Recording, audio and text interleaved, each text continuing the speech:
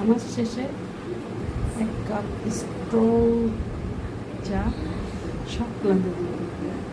এখন পুদিনা পাতার পাকোড়া খাবো। শরবত আছে, কাঁচামরিচ দিয়েছে, কাঁচামরিচ, পুদিনা পাতা, টক দই, মরিচের গুঁড়া, বিট লবণ, একটু চিনি দিয়েছি,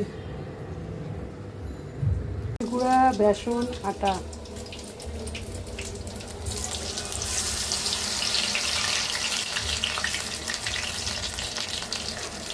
পুদিনা পাতার পাকোড়া।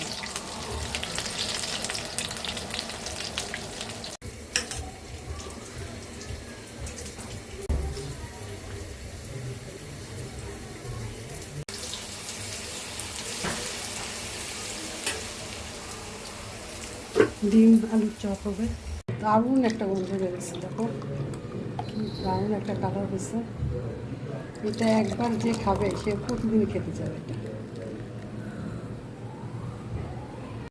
আসসালামু আলাইকুম, নতুন একটা ভিডিওতে সবাইকে শুভেচ্ছা। সন্ধ্যা থেকে ভিডিওটা আরম্ভ করলাম। ছেলের কোচিং আজকে শেষ হলো। কোচিং থেকে গেছিলাম মেলাদিয়া বাজার, সেখানে কিনলাম আর না কিনলাম, খুব সুন্দর। আসলে সেখানে এ টু জেড সব কিছুই পাওয়া যায়।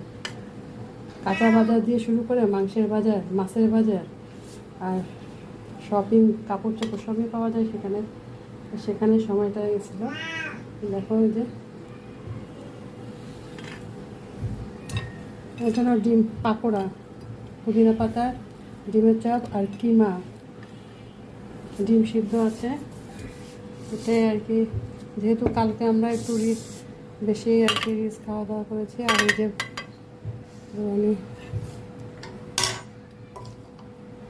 এটাই আর কি শর্টকাট কিমা, এখানে কিমা ভুনা। এটাই আজকে আমাদের ইফতার।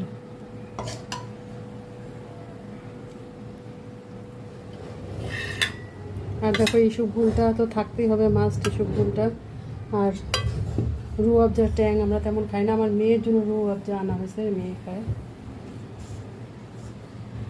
আজকে আমাদের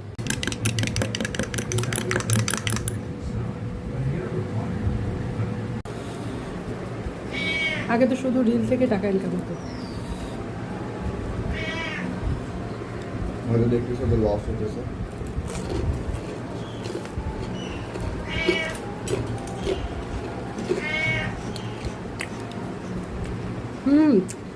পুদিনা পাতার পাকোড়া এত টেস্ট, চালের গুঁড়াটা দিয়ে আরও টেস্ট হয়েছে। এভাবে থানকুনি পাতা দিয়েও খেলে ভালো লাগে।